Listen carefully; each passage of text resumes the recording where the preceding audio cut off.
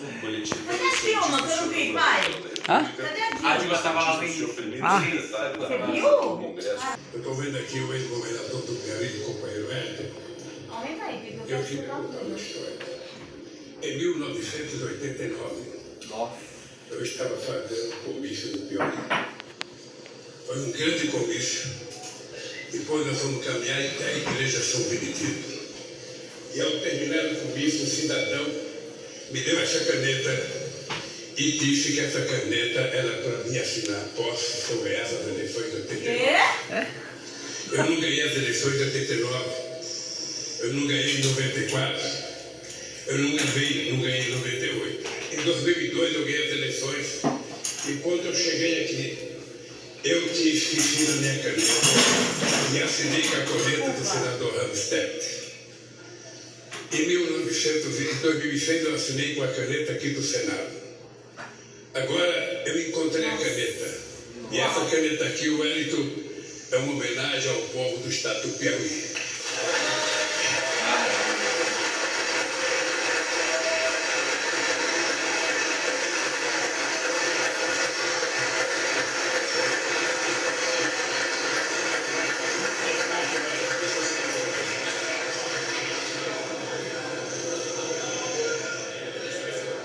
Sei? Fato histórico. Caramba! Ih, tá falhando, Lula? Caralho, que tanto papel é esse que não tem nada. Olha isso, tanto papel que tem.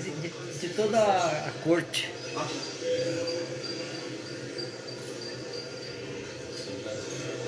Acho que são 6, né?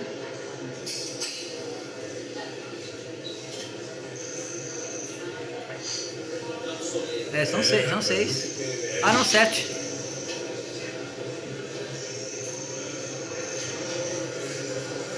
Mais uma? É.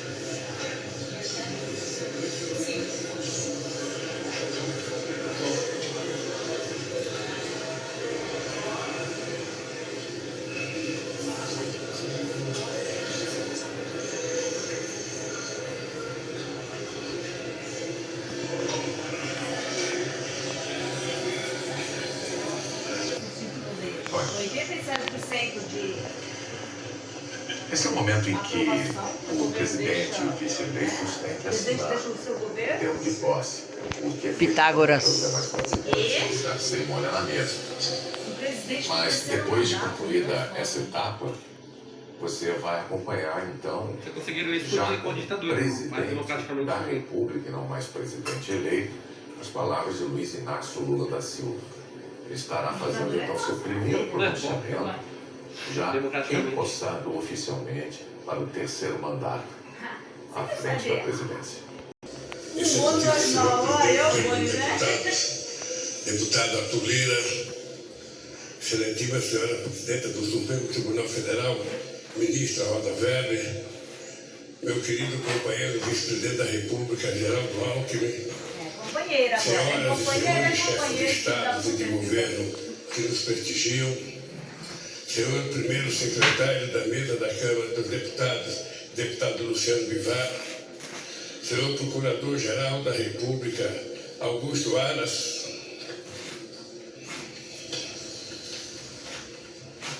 minha querida companheira e esposa Janja, nossa querida companheira e esposa do Alckmin, Lu Alckmin, meu querido companheiro José Sarney, presidente da República, minha querida companheira Dilma Rousseff, presidente da República. Nossa,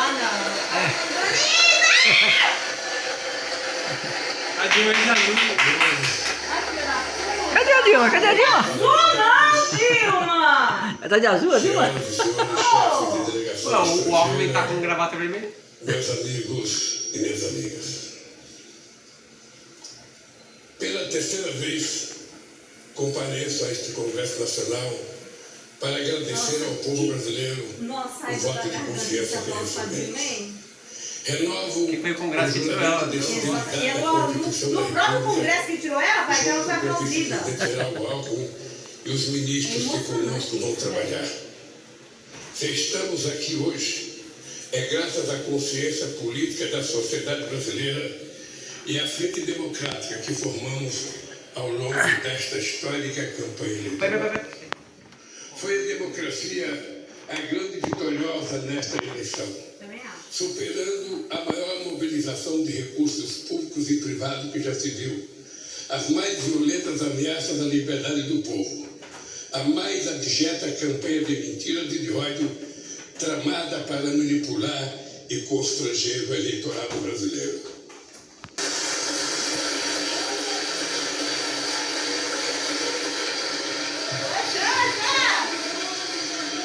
Para fazer prevalecer a verdade das urnas sobre as violências de seus detratores. Senhoras e senhores, ao retornar a este plenário da Câmara dos Deputados, onde participei da Assembleia Constituinte de 1988, recordo com emoção os embates que travamos aqui democraticamente para inscrever na Constituição o mais amplo conjunto de direitos sociais, individuais e coletivos em benefício da população e da soberania nacional. Vamos retomar a política de valorização permanente do salário mínimo e estejam certos de que vamos acabar mais uma vez com a vergonhosa fila do INSS, com a justiça restabelecida nesses tempos de discussão. Aí uma coisa, dá uma olhada nisso, gente, dá uma olhada nisso. Vamos dialogar, apresentem todas as moradas, nos diversos templos, igrejas e cultos. Neste país, todos poderão exercer livremente sua religiosidade.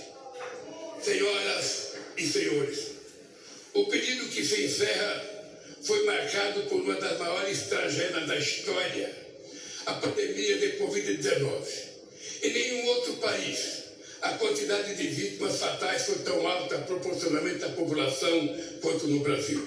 Um dos países mais preparados para enfrentar as emergências sanitárias, graças à competência do nosso sistema único de saúde e da competência de vacinação do nosso povo. Como é que é, mãe? Toda a TV aberta? Como é que é? Toda a TV aberta, como é que é? Toda a TV aberta, Tá pronunciando? Aqui tá meu fião Pitágoras. É virado, vai sair, fica virado. Você tem que fazer assim, isso, aí dá o L, entendeu? Da crise climática. Muito obrigado, companheiros.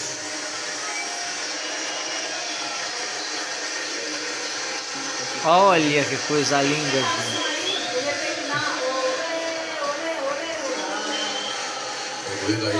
Olha lá, você quer escutar lá, mãe? Inácio Lula da Silva como presidente da República, já empossado para o seu terceiro mandato. Terá ainda palavras do próprio presidente do Senado. Vamos acompanhar. De citações da recuperação judicial e da Ulisses Guimarães, que em um dos seus discursos nos alertava: o inimigo mortal do homem é a miséria. Mais miserável do que os miseráveis é a sociedade que não acaba com a miséria. Agradeço a presença das autoridades militares. Luiz Inácio Lula da Silva e Geraldo Alckmin como presidente e vice-presidente da República. Quem encerra essa cerimônia é o presidente do Congresso, o senador Rodrigo Pacheco. Bom, nós tivemos então, além desse discurso que foi concluído agora, do presidente do Congresso, o primeiro pronunciamento oficial de Lula como presidente. Eu queria que a Renata agora relembrasse para a gente aqueles pontos mais destacáveis dessa primeira fala dele, Renata. Rony, primeiro, para os livros de história, a nossa equipe anotou: Lula se tornou presidente da República pela terceira vez às 15 horas e 5 minutos, quando Rodrigo Pacheco o declarou empossado, assim como o vice Geraldo Alckmin. Um discurso de 30 minutos feito por Lula, do qual algumas frases vão ficar. Eu destacaria, em primeiro lugar, o Democracia para Sempre, que vai virar uma espécie de atualização do Ditadura Nunca Mais, do final do período da ditadura, que alimentou o movimento pela redemocratização e que na esteira de tantas coisas e ameaças que surgiram na campanha eleitoral, acho muito impressionante que essa seja uma frase, uma expressão que eu tenho certeza que vai ficar desse discurso, né? Uma outra coisa que chama a atenção é que ele em vários momentos tenha falado no unir o país, mas ao mesmo tempo tenha se preocupado em destacar bastante a herança recebida do governo anterior, que ele qualificou de projeto de destruição nacional e que ele cuidou de elencar em vários aspectos, ao falar de desmatamento, ao falar de cultura, ao falar dos indígenas, ao falar da saúde, mulheres. Chegou a usar a palavra devastação. Exatamente. E eu destacaria de concreto nesse capítulo que a gente pode chamar de elencar a herança maldita, um momento em que ele falou das armas e que já deixou o indicativo que era esperado de revogação daquela coleção de decretos do governo Bolsonaro que teve como efeito prático a explosão da circulação de armas no país.